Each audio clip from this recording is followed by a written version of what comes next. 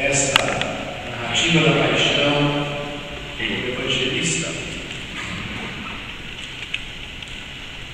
do evangelista São Lucas, conforme nós podemos conferir, diferentemente dos outros, nos oferece algumas expressões muito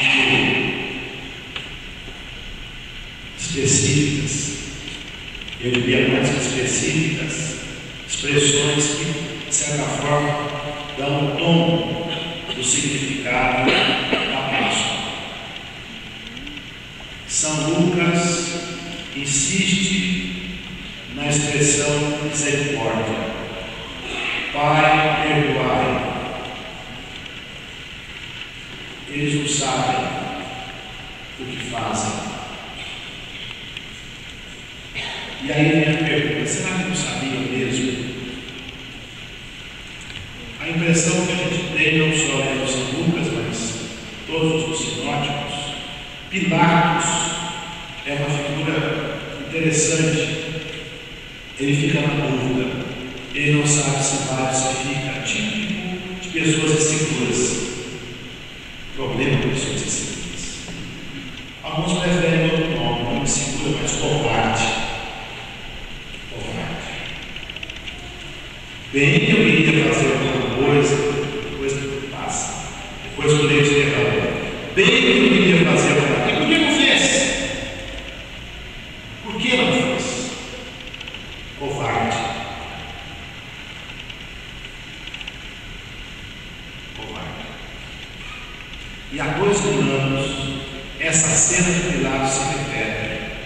Essa cena de Pilatos se repete.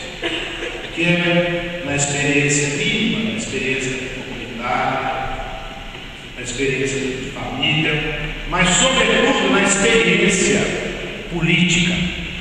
Essa é demais. Muito grave. Não me refiro aqui a pagãos, a descrentes, mas me refiro a cristãos envolvidos na política. Agem como Pilatos, covardemente. Mas Jesus perdoou. Jesus rogou ao Pai: Pai, eles não sabem o que fazem. E ao mesmo tempo, então, que a gente começa a pensar quem são os Pilatos de hoje, a gente então se dá conta que também nós somos Pilatos.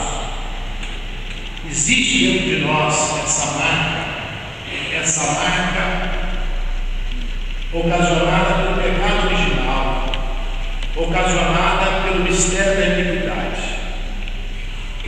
A gente se esforça, mas ainda isso perdura em nós. Além dessa expressão, chama a atenção de todos nós, quase no final da narrativa, quando alguém pede a Jesus um chamado bom ladrão: lembre-se de mim quando reinares. E a resposta é lapidar: hoje mesmo estarás comigo no paraíso. A nossa vida é um sopro.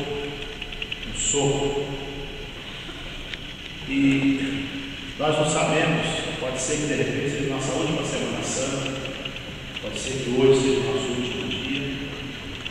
E seria muito importante que nós não perdêssemos o nosso tempo com frivolidades, com futilidades, mas que a gente entrasse nessa mística: hoje mesmo estarás comigo no paraíso. Portanto, o céu é a nossa pátria.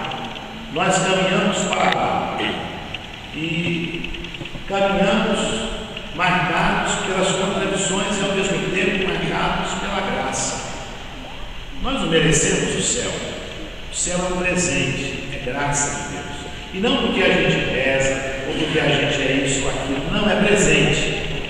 É evidente que a nossa reza, o nosso esforço, o nosso comportamento certamente nos ajuda, primeiramente, a aceitar esse presente, mas o serve a todos, para crentes e não crentes, para religiosos e não religiosos, para cristãos e não cristãos.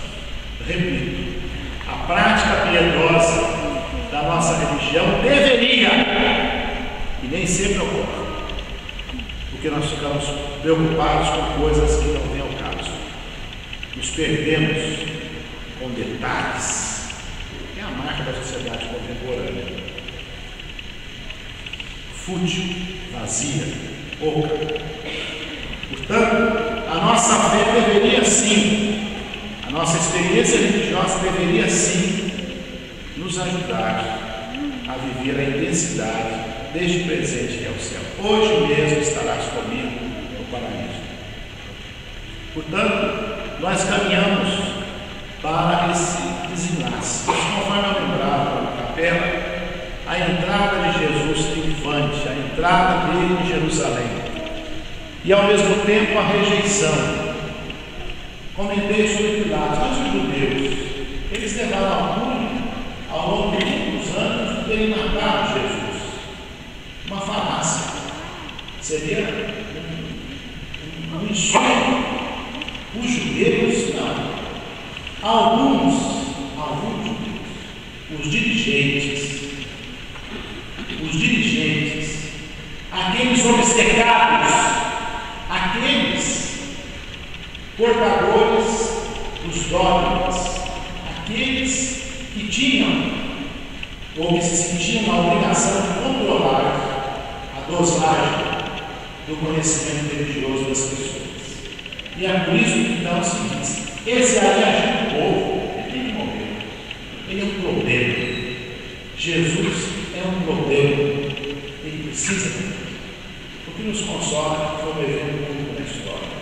Mais ninguém foi perseguido depois de Jesus. A humanidade aprendeu a lição. Se assim fosse, seria muito bom. Ao longo, depois da experiência de Jesus, todos aqueles, todos, indistintamente, que se posicionaram da mesma maneira, não se tornaram celebridades, não se tornaram popstars, mas foram martirizados. Então, essa atitude corajosa de Jesus, essa atitude de quem sabe o que deve fazer, também é uma marca para a nossa reflexão na Semana Santa. E eu concluo, então, lembrando, mas essa contradição, vida, morte, a morte de Jesus, o desfecho da sua história, tem a ver com a sua vida. Se ele tivesse vivido de uma maneira frívola, certamente poderia ser crucificado. Se ele tivesse vivido em um palácio negociando com diplomatas, ele não teria sido assassinado. Bastasse ele dizer alguma coisa para Pilatos, que era supersticioso. Como hoje, muitas pessoas supersticiosas estão correndo atrás de certas coisas menores,